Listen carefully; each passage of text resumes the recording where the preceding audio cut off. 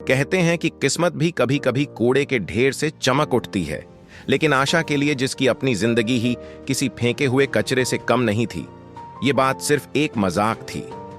19 साल की आशा। माँ बाप का चेहरा उसे याद नहीं था और घर का मतलब था मुंबई के किसी फ्लाईओवर के नीचे बिछी एक फटी हुई बोरी। उसकी दुनिया कबाड़ बिनने से शुरू होती और रात के अंधेरे में भूखे पेट डर में लिपटी हुई खत्म हो जाती थी। उस रात शहर अपनी पूरी रफ्तार में था। गगनचुंबी इमारतें अपनी बत्तियों पर मगरूर थीं और महंगी गाड़ियां उस सड़क पर पानी के छींटे उड़ाती हुई गुजर रही थीं। मूसलाधार बारिश हो रही थी। आशा प्लास्टिक की एक फटी चादर में सिमटी एक बंद दुकान के छज्जे के नीचे दुबकी हुई थी। आज उसे सिर्फ एक सूखी रोटी मिली थी। पेट में चूहे नहीं, जैसे भूखे भेड़िए दौड़ रहे थे।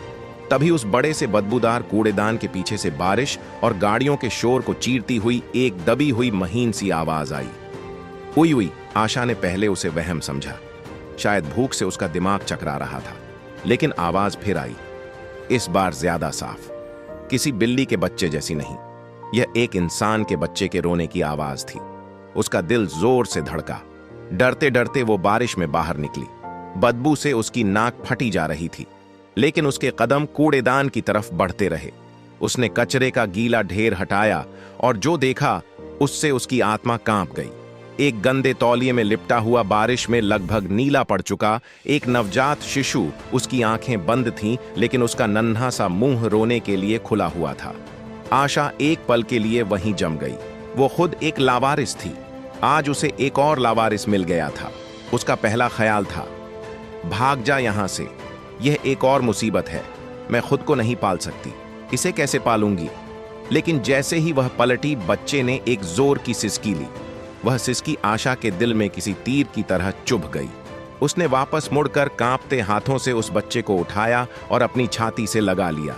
वो गंदा था, बदबूदार था, लेकिन जिंदा था। आशा ने उसे अपनी फटी गीली शॉल में लपेटा और वापस छज्जे के नीचे आ गई।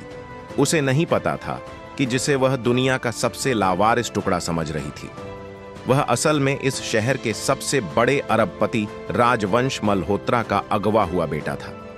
बच्चा उसकी गोद में था, लेकिन आशा का पूरा बदन कांप रहा था। उसे ठंड लग रही थी, या शायद डर से वह खुद नहीं जानती थी। बच्चे की सिसकियां अब हल्की हो गई थीं। वो शायद ठंड से अकड़ गया था। आशा ने घबराकर अपनी शॉल को और कसकर लपेटा। उसे बच्चे की नन्ही धड़कन अपनी पसलियों पर महसूस हो रही थी। हे भगवान, मैं क्या करूं? उसने सोचा वो पुलिस के पास जा सकती थी, लेकिन पुलिस वालों का नाम सुनते ही उसके हाथ पैर ठंडे पड़ जाते थे। वो कितनी ही बार उसे और उसके जैसे बेघर लोगों को वहां से भगा चुके थे, डंडे मार चुके थे। अगर मैं इसे पुलिस को दूंगी तो वह पहले मुझसे ही 1000 सवाल पूछेंगे। कहीं उन्होंने मुझ पर ही इसे चुराने का इल्जाम लगा दिया तो? यह डर उसके दिल में बैठ गया। बारिश थोड़ी थमी थी। बच्चे को दूध की जरूरत थी। वह